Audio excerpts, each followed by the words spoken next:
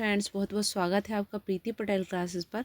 आज हम अलंकार के जो मोस्ट इम्पोर्टेंट एग्जाम्पल हैं जो बार बार परीक्षाओं में पूछे गए हैं उनको करेंगे। इससे पहले मैंने अलंकार के सारे प्रीवियस ईयर क्वेश्चन करवाए हैं, तो पहले साथ ही साथ उनकी ट्रिक भी बताई है, तो आप पहले उनको जाकर ज़रूर देखिएगा। सारे क्वेश्चन मोस्ट इम्पोर्टेंट हैं। अब यहाँ पर चलते हैं हम। सारे परीक्षा उपयोगी क्वेश्चन हैं, सारे प्रीवियस ईयर एग्जाम में पूछे गए हैं। यहीं से एग्जाम्पल बार बार रिपीट होते हैं, तो आप ध्यान से देखिएगा। मैं आपको ट्रिक भी बताती जाऊंगी कि कैसे आपको करना है। जैसे यहाँ पर देखिए, बिनु पद चलहि सुनहि बिनु काना, कर बिनु करम करहि विधि नाना, रनित भृंग। अब यहाँ पर देखिए, ये वाला जो एग्जाम्पल है वो किसका है? विभावना अलंकार है। तो विभावना अलंकार में क्या होता है, जहाँ पर बिना कारण के कार्य हो वहाँ पर विभावना अलंकार होता है। जैसे कि बिनु पद चलहि सुनहि बिनु काना, बिना पैरों के चलते हैं, बिना कानों के सुनते हैं, कर बिनु करम, बिना कुछ किए सब कुछ कर जाते हैं। तो यहाँ पर भगवान के लिए बोला जा रहा है, यहाँ विभावना अलंकार है। तो विभावना हर एक, मैं आपको बार बार बताती हूँ कि हर एक अलंकार के लिए एक एक एग्जाम्पल आपको याद रखना है उसकी ट्रिक बनाने के लिए। जैसे विभावना के लिए आप याद रखेंगे, आपको भले ही पूरा न याद हो रहा हो, तो आप बिनु पद चलहि, इतना बिनु तो याद रख सकते। विभावना में बिनु पद चलहि, बिना पैरों के चलते हैं, मतलब कारण नहीं है लेकिन तब भी कार्य तो हो रहा है। तो यहाँ पर इस पंक्ति को आपको याद रखना है, ताकि नेक्स्ट टाइम जब भी ऐसा कुछ आपको दोहा मिले, चौपाई मिले या फिर कोई पंक्तियाँ मिले कभी की, तो आप पहचान सके कि विभावना में बिनु पद चलहि मतलब बिना कारण के कार्य होता है। इसकी परिभाषा भी कभी आ जाए कि बिना, जब कारण ना होते हुए भी कार्य की सिद्धि हो, वहाँ पर कौन सा अलंकार होता है। तो आप याद रखेंगे, विभावना बिनु पद चलहि मतलब बिना कारण के कार्य हो रहा है, वहाँ पर विभावना अलंकार होता है। नेक्स्ट देखिए, रनित भृंग घंटावली, झरित दान मधुनीर, मंद मंद आवत चलियो, कुंजरु कुंज समीर। यहाँ पर यमक अलंकार है। तो यमक अलंकार को हमने कैसे याद किया था? कनक कनक से। एक इसका बहुत ही फेमस एग्जाम्पल है कनक कनक, जहाँ एक कनक का अर्थ होता है सोना, दूसरी कनक का अर्थ होता है धतूरा। तो यमक में क्या होता है, शब्द दो बार रिपीट होते हैं, एक जैसे सेम शब्द दो बार रिपीट होते हैं। तो यमक कनक कनक ऐसे कनेक्ट करते चलिए। इसलिए ऐसा बता रही हूँ आपको याद करने के लिए कि जब आप हिंदी लिटरेचर की बहुत सारी चीज़ें, ग्रामर भी पढ़ेंगे, लिटरेचर भी पढ़ेंगे, कवि की रचनाएं भी याद रखेंगे, तो 1 महीने 20 दिन बाद ये चीज़ें धुंधली पड़ने लगती हैं, आपको याद नहीं आती, अब कन्फ्यूजन होने लगता है कि कौन सा अलंकार किस में है। लेकिन अगर आपको एग्ज़ाम हॉल में भी शायद आप भूल गए अलंकार को पढ़ना, आपने 1 महीने 15 दिन पहले पढ़े थे, वहाँ जाके आप कन्फ्यूज हो जाएंगे। लेकिन अगर आपको ट्रिक रहेगी, जैसे यमक कनक कनक ऐसे आप याद रखेंगे, तो यहाँ पर एग्ज़ाम में आप नहीं भूलेंगे, आपको तुरंत माइंड में आ जाएगा कि यमक हमको तभी लगाना है जब दो सेम शब्द आ जाएं। भले ही आपको उसका मीनिंग पता ना हो, लेकिन तब भी आप 4 ऑप्शन में से छांट सकते हैं कि यहाँ पर कनक है, क्योंकि यहाँ पर शब्द रिपीट हो रहे हैं। यमक कनक कनक, यहाँ पर शब्द तो सेम होते हैं लेकिन दोनों का मीनिंग अलग होता है। इसकी परिभाषा भी, अगर, क्योंकि परिभाषाओं से भी क्वेश्चन आए हैं, तो परिभाषा क्या होती है कि जहाँ पर एक चीज़ का अर्थ, यहाँ पर इस कनक का अर्थ क्या है? सोना, एक कनक का अर्थ धतूरा। शब्द तो सेम है लेकिन दोनों का मीनिंग अलग अलग है, वहाँ पर यमक अलंकार होता है। यहाँ पर देखिए, आप भले ही इसका अर्थ ना निकाल पाएँ, जो चौपाई दी है, दोहा दी है, लेकिन तब भी आपको ये याद रखना है कि 2 बार शब्द रिपीट हो रहे हैं, यमक कनक कनक। यहाँ पर देखिए, रनित भृंग घंटावली, झरित दान मधुनीर, मंद मंद आवत चलो। तो यहाँ पर देखिए, ये कुंज कुंज 2 बार आया है, लेकिन दोनों का मीनिंग अलग अलग है। चलते हैं नेक्स्ट देखते हैं।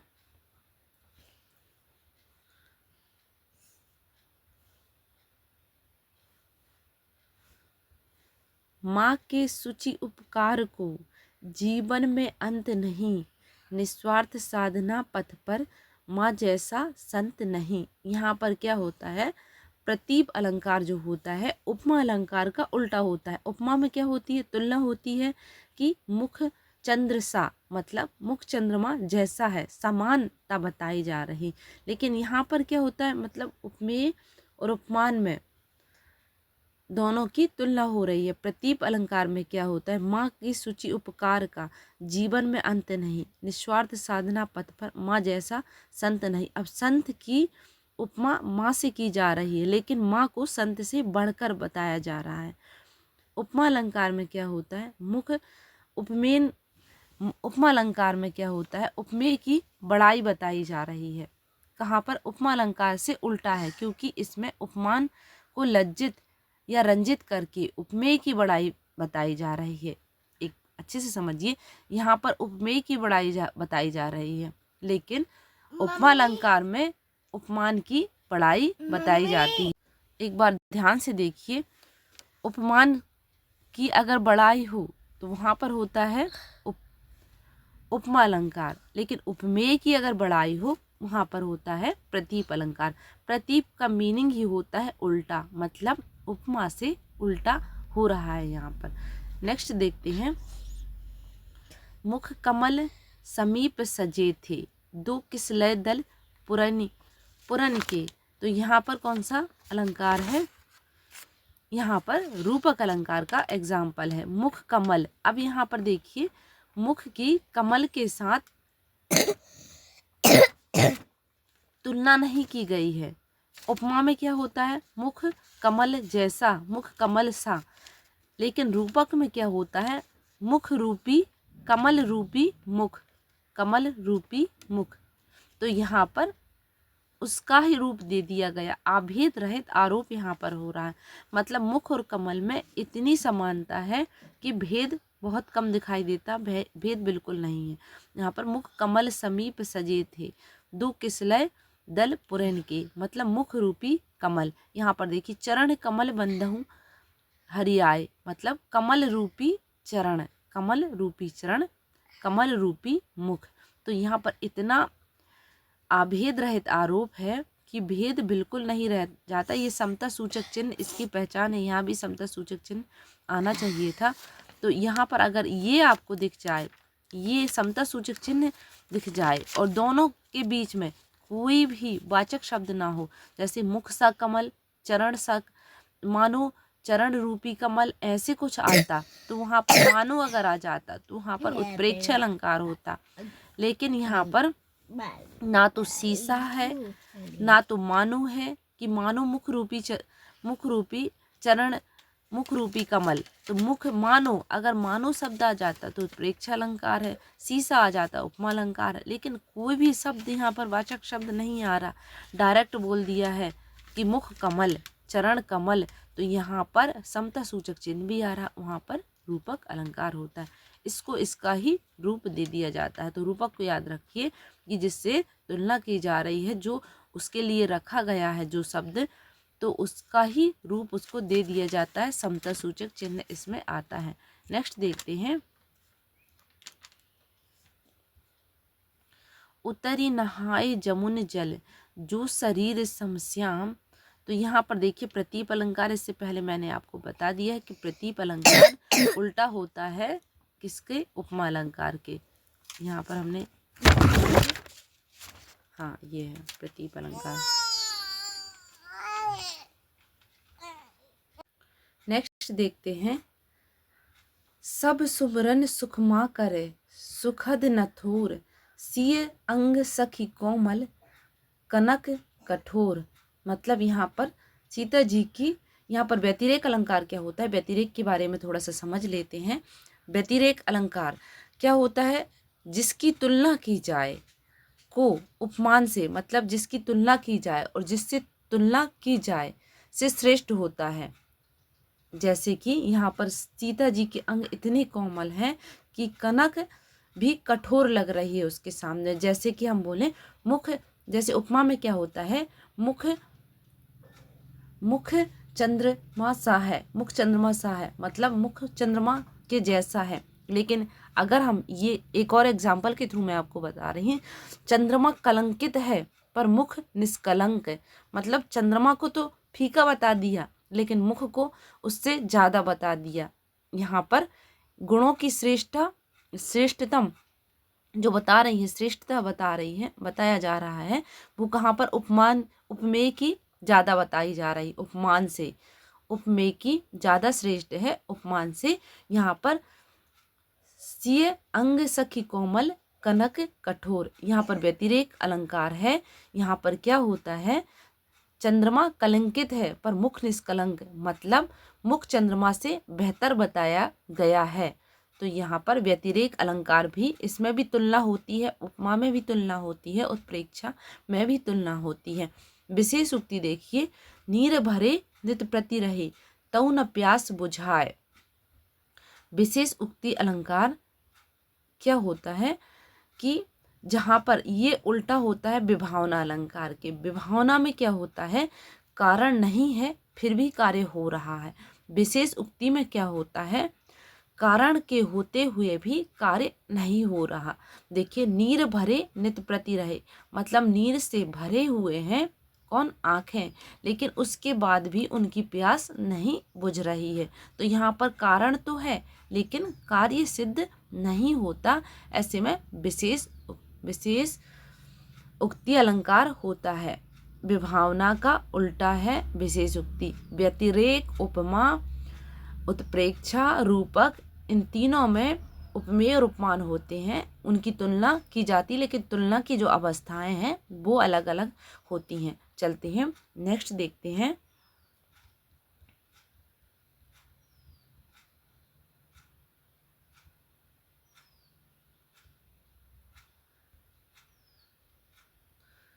उदित उदयगिरि मंच पर रघुवर बाल पतंग, बिकसे संत सरोज सब हर्षे लोचन भृंग। यहाँ पर देखिए रूपक अलंकार है, मतलब यहाँ पर ये समता सूचक चिन्ह आपको आ गया, लोचन और भृंग में समता सूचक चिन्ह लगा हुआ है, मतलब यहाँ पर लोचन को भृंग का रूप दे दिया गया है, लोचन रूपी भृंग। यहाँ पर रूपक अलंकार को इससे पहले मैंने आपको समझाया है, तो यहाँ पर ज़्यादा टाइम हम नहीं लगाएंगे। देखिए, जहाँ कारण बिना कार्य की उत्पत्ति होती है वहाँ पर विभावना अलंकार होता है, जहाँ कारण होते हुए भी कार्य नहीं होता वहाँ पर विशेष उक्ति अलंकार होता है। अभी नीचे हमने इसी को पढ़ा है। तो परवारो उर्वशी सुन राधिका सुजान, तू मोहन के उर्वशी हवे राधिका समान। यहाँ पर ये आधा एग्जाम्पल दिया गया है। तो यहाँ पर यमक अलंकार है, हम कैसे पहचाने, उर्वशी, तो परवारो उर्वशी सुन राधिका सुजान। यहाँ पर देखिए एक और जो नीचे का इसका पंक्ति थी वो छूट गई है, क्योंकि और जो है 2 बार आया है, तो यहाँ पर इस वजह से यहाँ पर यमक अलंकार है। तो परवारो उर्वशी, तू मोहन के उर्वशी, ऐसा है ये एग्जाम्पल। चलते हैं नेक्स्ट देखते हैं। द्रग उर्झत टूटत कुटुम, जुरत चतुर चित प्रीत, परत गांठी दुर्जन हिये, दई नई यह रीत। यहाँ पर असंगति अलंकार है। चलते हैं देखते हैं नेक्स्ट। देखिए, ये सारे मैंने बहुत अच्छे से आपको प्रीवियस वीडियो में, इससे पहले वाले वीडियो में पढ़ाए हुए हैं, साथ ही साथ क्वेश्चन भी करवाए हैं, इनकी ट्रिक भी बताई है। तो आप सारे क्वेश्चन को जो प्रीवियस ईयर एग्ज़ाम में पूछे गए हैं उनको करिएगा। सारे मैंने डिटेल से एक एक चीज़ आपको वहाँ पढ़ाई है। वह सर इधर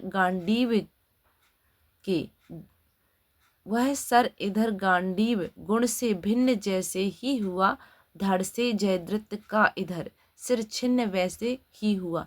मतलब यहाँ पर अतिशयोक्ति अलंकार है, इतना बढ़ा चढ़ा के बताया जाता है, लोग मर्यादा से बढ़ा चढ़ा के, मतलब लोग जो बातें करते हैं उससे इतना बढ़ा चढ़ा के बताया जाता है, वहाँ पर अतिशयोक्ति अलंकार होता है। देखिए यहाँ पर वह सर इधर गांडीव के, मतलब सर मतलब होता है तीर, गांडीव से तीर अलग ही हुआ है कि धड़, जो जयद्रथ का धड़ है, सिर, वह छिन्न मतलब अलग हो गया है। तो बढ़ा चढ़ाकर कभी ने यहाँ पर प्रशंसा गांडीव की है, अर्जुन के गांडीव का यहाँ वर्णन हो रहा है।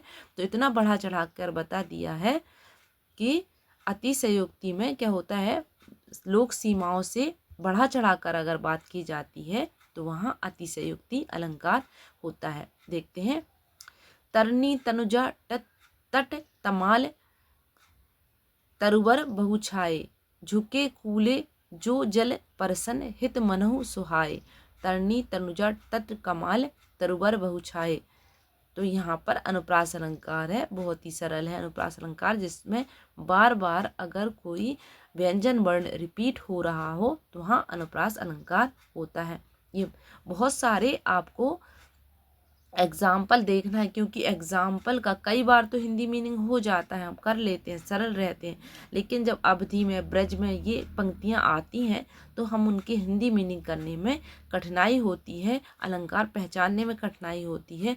तो इसका सोल्यूशन यही है कि आप जो प्रीवियस ईयर एग्जाम में जितने ज़्यादा उदाहरण पूछे गए हैं उनको आप दिमाग में रखिए, याद रखिए कि वह कौन से अलंकार से पूछे गए हैं, और बार बार आप देखेंगे तो पूरा मुझे भरोसा है कि वह आपको याद हो जाएंगे। यहाँ पर श्लेष अलंकार देखते हैं, अनुप्रास हो गया। देखिए, श्लेष अलंकार संबंधित है शब्द अलंकार से। आपसे ये भी पूछा जा सकता है कि कौन सा अलंकार शब्द अलंकार है, कौन सा अलंकार अर्थ अलंकार है। तो आपको ट्रिक के थ्रू शब्द अलंकारों को, अर्थ अलंकारों को याद रखना है। जहाँ आप भले ही एक लाइन में शब्द अलंकार लिख लें और कोई ट्रिक बना लें, तो आप और एक लाइन में अर्थ अलंकार लिख लें और उसके साथ कोई ट्रिक जोड़ लें, ताकि आपको याद रहे, क्योंकि क्वेश्चन ऐसे भी बनते हैं। जहाँ उपमेय में उपमान की संभावना प्रकट की जाए वहाँ पर उत्प्रेक्षा अलंकार होता है। यहाँ पर देखिए, परिभाषाओं से भी बहुत सारे क्वेश्चन बने हैं। तो उत्प्रेक्षा अलंकार क्या होता है, जहाँ उपमेय में उपमान की संभावना प्रकट की जाए। उत्प्रेक्षा मतलब होता है, यहाँ पर कल्पना की जाती है कि मुख मानो चंद्रमा जैसा है।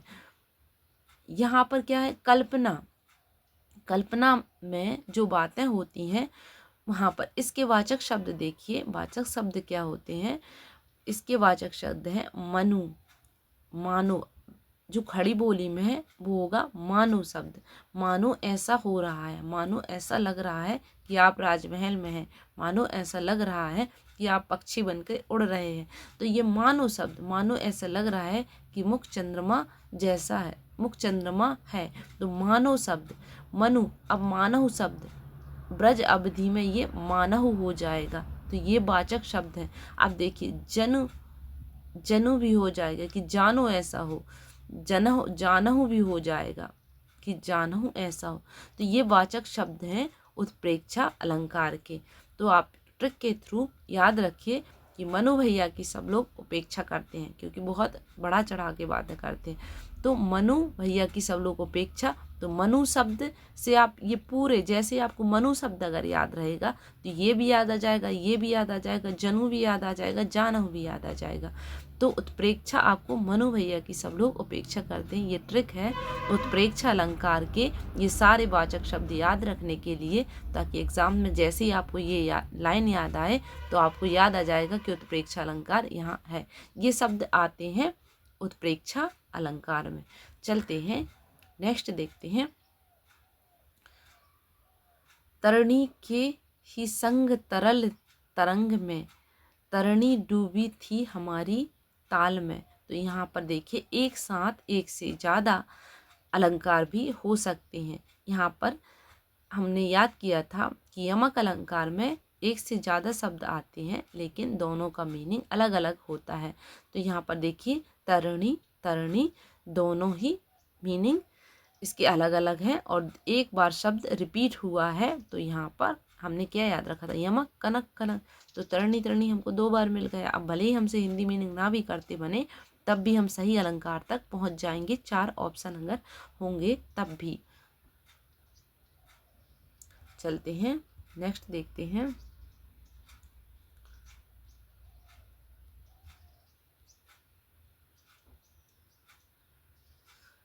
पराधीन जो जन नहीं स्वर्ग नरक ताहेत, पराधीन जो जन नहीं स्वर्ग नरक ताहेत। यहाँ पर देखिए अनुप्रास अलंकार है, तो अनुप्रास अलंकार के भी बहुत सारे भेद हैं। तो एक एक भेद को मैंने डिटेल से, एक एक भेद के कम से कम 5-5 6-6 एग्जाम्पल अनुप्रास अलंकार में, जैसे लाटा अनुप्रास है, वृत्ता अनुप्रास है, तो इनके भेद के बहुत सारे एग्जाम्पल के थ्रू मैंने समझाया है। तो इससे पहले वाला वीडियो आप ज़रूर देखिएगा। तो यहाँ पर देखिए बार बार शब्द रिपीट हो रहे हैं, सेंटेंस ही पूरा रिपीट हो रहा है। तो आप मुझे कमेंट करके बताइए कि यहाँ पर अनुप्रास अलंकार का कौन सा भेद है। तो अनुप्रास, लेकिन अगर इनसे भेदों से पूछा गया क्वेश्चन कि वृत्ता अनुप्रास है, लाटा अनुप्रास है, तो कौन सा अनुप्रास है, तो आपको याद होना चाहिए कि कौन से भेद से क्वेश्चन आया है, क्योंकि ऐसे भी क्वेश्चन आए हैं इसके भेद से, बहुत सारे अनुप्रास के भेद से क्वेश्चन आए हैं। अनुप्रास तो सरल है, सब लोग पहचान जाते हैं, लेकिन इसके भेद जो हैं उससे क्वेश्चन अब बनेंगे आपके एग्ज़ाम में। तो मैंने ट्रिक के थ्रू इसके सारे भेद याद करवाए हैं, तो आप इससे पहले वाला वीडियो देख लीजिएगा। जहाँ शब्दों, शब्दांशों या वाक्यांशों की आवृत्ति हो किंतु उनके अर्थ भिन्न भिन्न हो, वहाँ कौन सा अलंकार होता है। वहाँ पर जहाँ शब्दांशों वाक्यांशों की आवृत्ति हो किंतु उनके अर्थ भिन्न भिन्न हो, वहाँ पर यमक अलंकार होता है। दोनों के अर्थ इसमें क्या होते हैं, यमक यमक, कनक कनक। यमक मतलब कनक मतलब सोना, एक कनक मतलब धतूरा, मतलब दोनों के अर्थ अलग अलग हो रहे हैं। शब्द तो रिपीट हो रहे हैं लेकिन अर्थ अलग अलग निकल रहे हैं। चलते हैं, देखते हैं नेक्स्ट। मुख रूपी चांद पर राहु भी धोखा खा गया। यहाँ पर रूपक अलंकार है, तो मुख रूपी मैंने क्या बताया कि इसमें वाचक शब्द क्या है, रूपी। मुख रूपी, चंद्रमा रूपी मुख, कुछ भी। कमल रूपी चरण, चरण कमल बंधहु हरियाए, मतलब कमल रूपी चरण।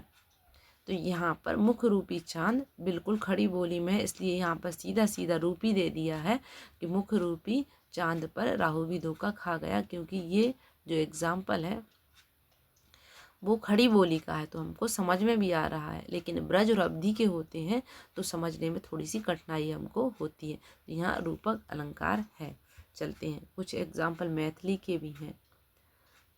जहाँ किसी वस्तु का लोक सीमा से इतना बढ़ा चढ़ाकर वर्णन किया जाए, वहाँ पर असंभव की सीमा पर पहुँच जाए, वहाँ पर अतिशयोक्ति, मतलब ऐसा लग रहा है कि ये चीज़ें असंभव हो गई हैं, इतना बढ़ा चढ़ा के वर्णन किया जाए, तो वहाँ पर अतिशयोक्ति मतलब अति हो जाए। आप इसको याद रखिए कि जहाँ पर प्रशंसा की अति हो जाए वहाँ अतिशयोक्ति अलंकार, इतनी प्रशंसा की जाए कि अति हो जाए, तो वहाँ अतिशयोक्ति अलंकार होता है, ताकि आपको इसकी एग्जाम्पल भी याद रहे और साथ ही साथ इसकी परिभाषा भी याद रहे।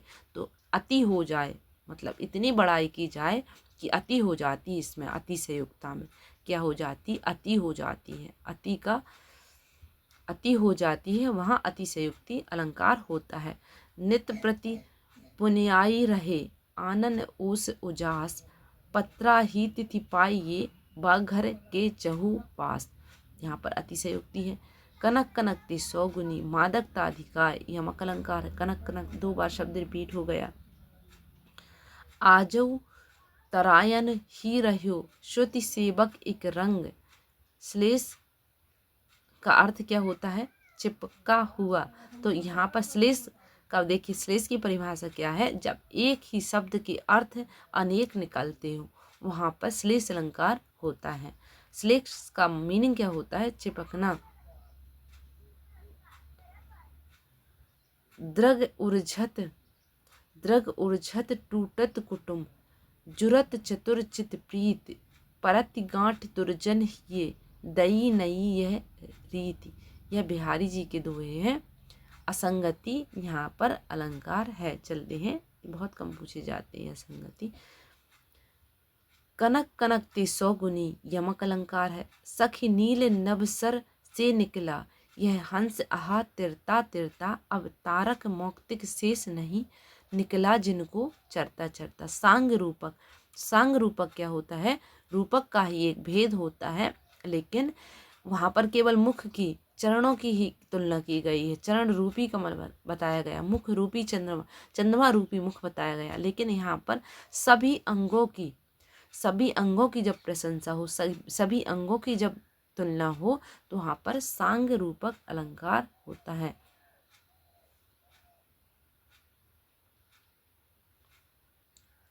चलते हैं, नेक्स्ट देखते हैं।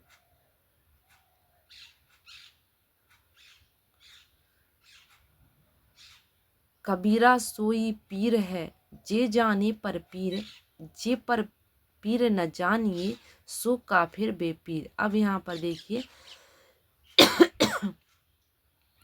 पीर शब्द जो है बार बार आया है, पूरा सेंटेंस रिपीट हुआ है, तो यहाँ पर अनुप्रास भी है, यमक भी है। यमक में दोनों का मीनिंग अलग अलग निकलता है। क्योंकि ज़्यादा टाइम नहीं लेते, बहुत अच्छे से मैंने यमक को पढ़ाया है। मार सुमार करी डरी, मरे मरी मरे ही ना मारी, सची गुलाब धरी धरी, अरी बरी ही न बारी। ये बिहारी जी का है, अनुप्रास अलंकार है। अनुप्रास का कौन सा भेद है आप मुझे कमेंट करके ज़रूर बताएंगे, क्योंकि आपको पता होना चाहिए। अब यहाँ पर देखिए, पंकज तो पंकज, मृगांक भी मृगांक री प्यारी, मिली न तेरे मुख की उपमा, देखी वसुधा सारी। अब यहाँ पर देखिए अनुप्रास का भेद है। लाटा अनुप्रास अलंकार यहाँ पर है। अब यह आ गया है तो इसको मैं समझा ही देती हूँ। देखिए, लाटा अनुप्रास अनुप्रास का ही भेद है। यहाँ पर क्या होता है, बार बार शब्द रिपीट होता है। जैसे पंकज तो पंकज, मृगांक भी मृगांक, बार बार आ रहा है, बार बार आ रहा है शब्द। प्यारी मिली न तेरी, यहाँ पंकज पंकज पंकज पंकज, मिली न तेरी मुख की उपमा, देखी वसुधा सारी। तो यहाँ पर देखिए, कोई शब्दांश अगर बार बार रिपीट हो रहा हो तो वहाँ पर लाटा अनुप्रास होता है। मतलब 1 से 2 बार अगर आ रहा है तो वहाँ पर लाटा अनुप्रास होता है। आप इसको ऐसे याद रख सकते हैं कि बार बार आ जाता है, ऐसा मन करता है, लठ मारने का मन करता है, तो लाटा अनुप्रास ये ट्रिक है कि बार बार आ जाता है तो गुस्सा आती है कि लठ मार दो। लठ मारने मतलब लाटा अनुप्रास, बार बार आ जाता है, एक ही शब्द या शब्दांश बार बार आ रहा है तो वह अनुप्रास का एक भेद है, लाटा अनुप्रास अलंकार। भरी लाऊ सीपी में सागर, प्रिय मेरी अब हार विजय की। देखिए, हंसिए मत, ये चीज़ें बड़ी जो उटपटांग सी रहती हैं वह बहुत टाइम तक दिमाग में बनी रहती हैं। ऐसे ही उटपटांग तरीके के जो ट्रिक है वो आप बना के याद रखिए, देखिएगा कि आप ज़िंदगी में कभी नहीं भूलेंगे ऐसी चीज़ों को। इसी वजह से मेरा मकसद है कि आपको याद रहे। हाँ, तो आपको ज़रूर याद रहेगा लाटा अनुप्रास अलंकार। भरी लाऊ सीपी में सागर, प्रिय मेरी अब हार विजय की। यहाँ पर देखिए विरोधाभास अलंकार है। विरोधाभास अलंकार क्या होता है, जहाँ वास्तविक विरोध नहीं होता लेकिन विरोध का आभास होता है। एक सरल से एग्जाम्पल मैं आपको बता रही हूँ इसका।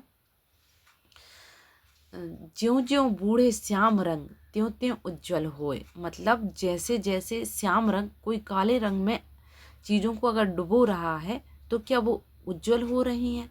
तो यहाँ पर ऐसा लग रहा है कि विरोध हो रहा है, विरोधी चीज़ें बताई जा रही हैं कि काले रंग में डुबोने के बाद चीज़ें उज्जवल कैसे हो रही हैं। लेकिन वास्तविकता में यहाँ विरोध नहीं है, क्योंकि श्याम रंग भगवान कृष्ण को बताया जा रहा है कि जितने मन को हम, आत्मा को श्याम रंग में, भगवान के रंग में डुबोएंगे उतनी ही वह उज्जवल होती जाएगी। तो यहाँ वास्तविक विरोध नहीं है, केवल विरोध का आभास हो रहा है। भर लाऊं सीपी में सागर, प्रिय मेरी अब हार विजय का। तो भर लाऊं क्या सीपी में सागर भरा जा सकता है? ऐसा लग रहा है विरोध हो रहा है, लेकिन वास्तविक विरोध नहीं हो रहा, क्योंकि सीप में जो पानी रहता है वह सागर का ही रहता है। यहाँ पर इसका अर्थ थोड़ा सा अलग है, मैं इसका अर्थ नहीं निकाल पा रही हूँ, लेकिन आप इतना याद रखिए कि इसकी परिभाषा से अगर क्वेश्चन आते हैं तो क्या होता है, विरोध वास्तविक विरोध ना हो के जहाँ केवल विरोध का आभास हो वहाँ पर विरोधाभास अलंकार होता है। चलते हैं, नेक्स्ट देखते हैं। चरण धरत चिंता करत, भावत नींद न सूर, सुबरन को ढूंढत फिरत, कभी कामी कभी व्यभिचारी चोर। यहाँ पर देखिए इसका तो यहाँ व्यभिचारी आना चाहिए था, डायरेक्ट कामी लिख दिया है। तो श्लेष अलंकार का मीनिंग क्या होता है? चिपकना। जहाँ एक से एक साथ बहुत सारे मीनिंग निकले, एक शब्द के एक से ज़्यादा अर्थ अगर निकलते हैं वहाँ श्लेष अलंकार होता है। देखिए यहाँ पर चरण धरत चिंता करत, भावत नींद नसोर, मतलब उसको नींद भी नहीं भा रही है। तो सुबरन, यहाँ पर ये सुबरन शब्द है, इसके एक से ज़्यादा मीनिंग निकल रहे हैं। को ढूंढत फिरत, कभी व्यभिचारी चोर, तो कभी यहाँ पर क्या ढूंढ रहा है? सुबरन मतलब अच्छे अच्छे सुनहरे सुनहरे शब्द ढूंढ रहा है। तीनों की विशेषता क्या बताई जा रही है कि ये है चरण धरत चिंता करत, कवि को भी एक एक पैर रख रहा है और चिंता कर रहा है कि मुझे अच्छे अच्छे शब्द मिल जाएं ताकि मैं अपनी पंक्तियों को गढ़ सकूं अपनी रचनाओं में। कामी क्या ढूंढ रहा है? कामी भी चिंता कर रहा है, चरण धर रहा है, तो कामी अच्छी स्त्री को ढूंढ रहा है। ठीक है। चोर क्या ढूंढ रहा है? चोर सोने को ढूंढ रहा है।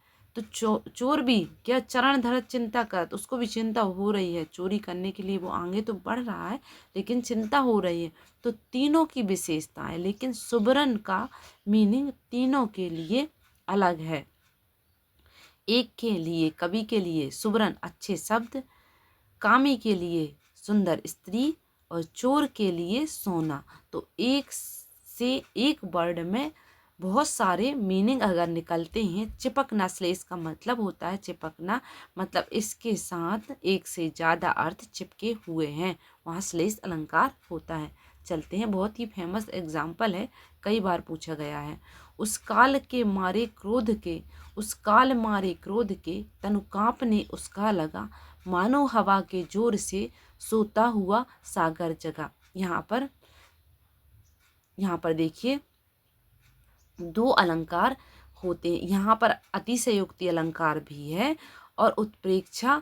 यहाँ पर ये मानो शब्द आ गया, ये मानो मानो ऐसा लग रहा। उस काल के मारे क्रोध के, मतलब इतना गुस्सा आ रहा है कि तन कांपने लगा, मानो हवा के जोर से सोता हुआ सागर जगा। ऐसा लग रहा है कि हवा के जोर से जो सोता हुआ सागर जग गया है और उसमें तूफान आ गया है। तो यहाँ पर दो अलंकार हैं, तो मैं बता रही हूँ कि एक साथ दो अलंकार भी होते हैं, दो से ज़्यादा भी हो सकते हैं। यहाँ पर ये उस काल के माने, तो क्या सोता हुआ सागर जग सकता है? इतनी गुस्सा किसी को आ सकती है? तो बढ़ा चढ़ा के प्रशंसा की जा रही है। अतिशयोक्ति भी है, ये याद रखिए, अतिशयोक्ति का भी एग्जाम्पल है, उत्प्रेक्षा का भी एग्जाम्पल है। लेकिन अगर एक साथ दोनों आ गए तो दोनों के ही नंबर आपको मिलेंगे। बाद में जब क्वेश्चन सुधार के लिए बोले जाते हैं आंसर, तो यहाँ पर आपको दोनों के नंबर मिलेंगे। दो अलंकार दो से ज़्यादा हो सकते हैं। चलते हैं, जहाँ अनेक पंक्तियों में एक ही शब्द अनेक अर्थ निकलते हैं तो उसमें कौन सा अलंकार होता है? तो यहाँ पर श्लेष, यहाँ पर अनेक नहीं है, यहाँ पर एक है, तो यहाँ पर श्लेष अलंकार होगा। रावण सिर सरोज बनचारी, चरी रघुबीर सिली मुखधारी। तो यहाँ पर देखिए श्लेष का अर्थ होता है चिपकना, मतलब जहाँ पर एक ही शब्द हो लेकिन एक से ज़्यादा उसके अर्थ निकलते हैं तो वहाँ पर श्लेष अलंकार होता है। चलते हैं, कितनी बार कह रहे हैं।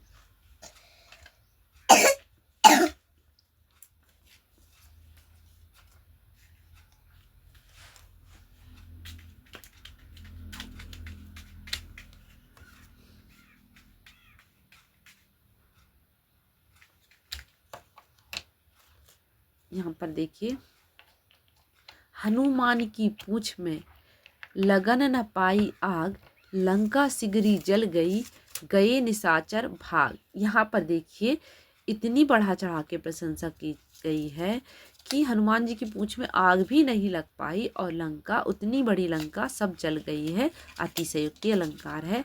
ध्वनि मई कर के गिरी कंदरा, कलित कानन केली निकुंज को, यहाँ पर देखिए वृत्तानुप्रास में क्या होता है कि शब्द यहाँ पर देखिए का का का इतनी बार ये का आया है कि पूरा व्रत बन रहा है। वृत्तानुप्रास में क्या होता है, पूरा व्रत का से अगर पूरा व्रत बना लें आप तो पूरा व्रत बन जाएगा। इतनी बार ये वर्ण रिपीट होगा। तो चलते हैं, वृत्तानुप्रास हो गया, ये अनुप्रास का ही भेद है। तो आपको याद रखना है कि पूरा व्रत, इतने सारे वर्ण रिपीट हो रहे हैं कि पूरा व्रत बन जाए उन वर्णों में। चलते हैं, नेक्स्ट देखते हैं। चरर मरर खुल गए अरर रव स्फुट से बड़े न हुजे गुण। अरे यहाँ तो दूसरा है, तो यहाँ पर अनुप्रास अलंकार है क्योंकि चरर मरर रा बार बार रिपीट हो रहा है। आगे देखते हैं। बड़े न हुजे गुणन बिन बिरद बड़ाई पाए कहत धतूरा सो कनक गहनो गढ़ो न जाए। मतलब बड़े गुणों से बड़े न हुजे बिना गुणों के बड़े नहीं होते। जैसे कि बिरद बड़ाई पाए, धतूरे को कनक मतलब भी कहते हैं। कनक का अर्थ सोना भी होता है, लेकिन कभी उससे गहना गढ़ा नहीं जा सकता। यहाँ पर अर्थ में दोनों के अंतर है, अर्थ अंतर्यास अलंकार है। चलते हैं, नेक्स्ट देखते हैं। चरण कमल बंधहु हरि आए, यहाँ पर राई नहीं है, आई है। तो चरण रूपी कमल की मैं वंदना करता हूँ। तो चरण रूपी कमल, यहाँ पर देखिए कोई भी वाचक शब्द नहीं है, डायरेक्ट चरण को कमल बता दिया गया है। ना तो शीशा है, ना मानो ऐसा लग रहा है कि चरण कमल है, नहीं तो चरण जैसे कमल भी नहीं है। डायरेक्ट अगर लिखे हैं चरण रूपी कमल, चरण कमल, तो वहाँ पर रूपक अलंकार है। कमल को चरण को कमल का ही रूप दे दिया गया है, चरण रूपी कमल। संदेह, यहाँ पर देखते हैं। संदेशन मधुबन कूप भरे, संदेशन मधुबन कूप भरे, मतलब अब देखिए इतनी छोटी पंक्ति है कि अर्थ निकालना मुश्किल होगा, क्योंकि इससे पहले अगर आपने नहीं पढ़े होंगे। यहाँ पर अतिशयोक्ति अलंकार कैसे हैं कि इतने संदेश भेजे गए, भगवान कृष्ण ने इतने संदेश भेजे हैं कि गोपियाँ कह रही हैं कि मधुबन के जो कुएं हैं वो भर गए हैं। तो बढ़ा चढ़ा कर बात हो रही है, इसी वजह से यहाँ पर अतिशयोक्ति अलंकार है। यहाँ पर देखिए, दिवा स्वप्न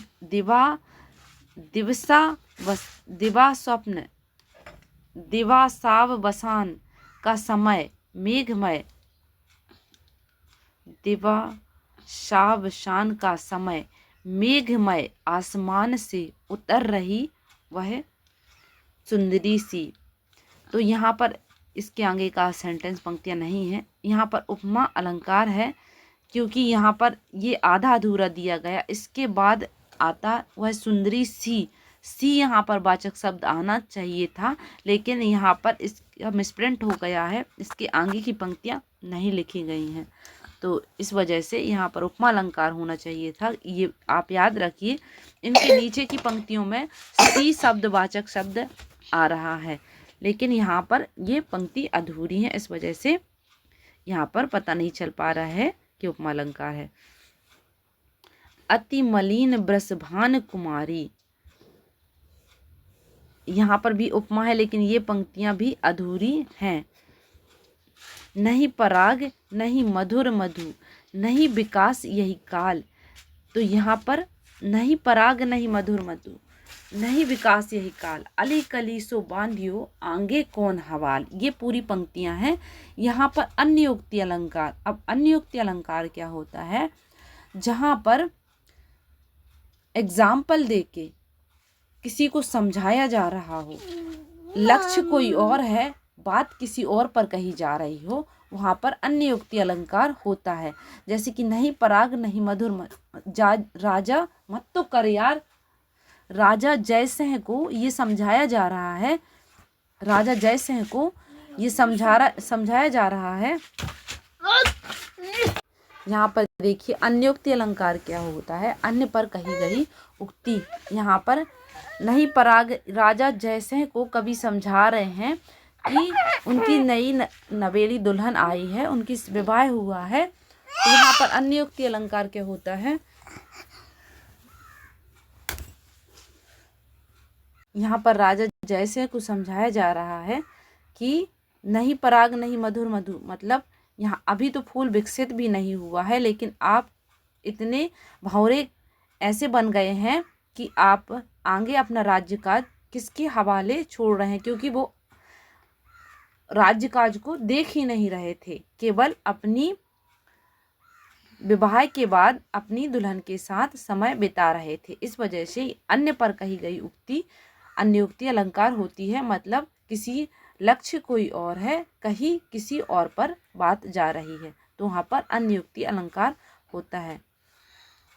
रही मन जो गति दीप की, कुल कपूत गति सोए, बारे उजियारो करे, बढ़े अंधेरो होए। यहाँ पर श्लेष अलंकार है। यहाँ पर देखिए 12 शब्द का मीनिंग अलग अलग निकल रहा है, एक साथ अर्थ चिपका हुआ है।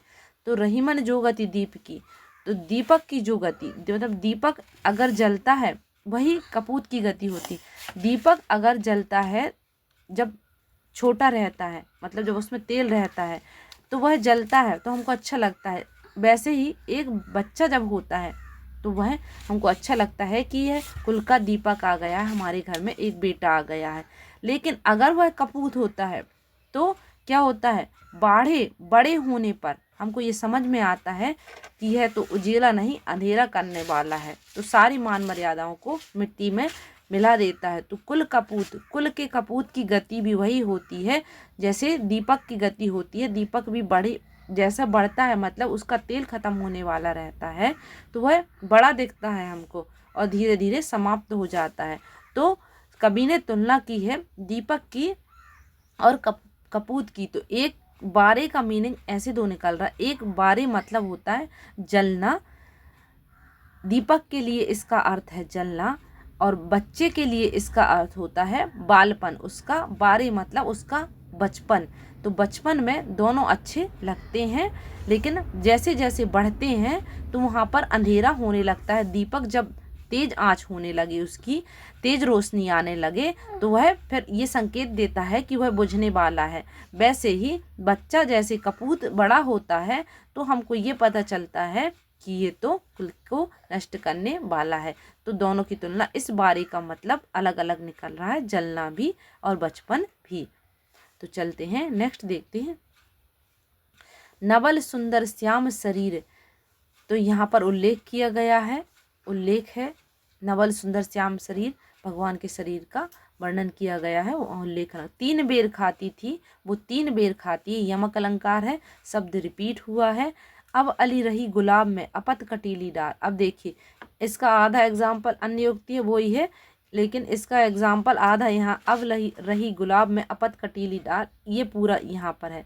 नहीं पराग नहीं मधुर मधु, नहीं विकास यही काल, अब रही अली गुलाब में अपत कटीली डाल।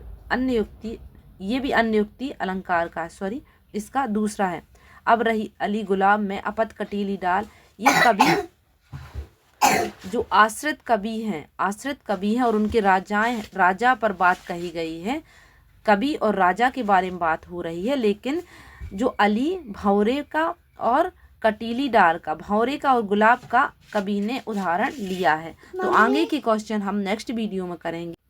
आगे के क्वेश्चन हम अभी बहुत से रह गए हैं इम्पोर्टेंट जो एग्जाम्पल हैं, तो हम नेक्स्ट वीडियो में करेंगे। वीडियो अच्छा लगा हो तो लाइक कीजिएगा, चैनल को सब्सक्राइब जरूर कर लीजिएगा, क्योंकि अगर आप सब्सक्राइब नहीं करेंगे तो आगे आने वाला वीडियो है आप तक नोटिफिकेशन उसका नहीं पहुंचेगा।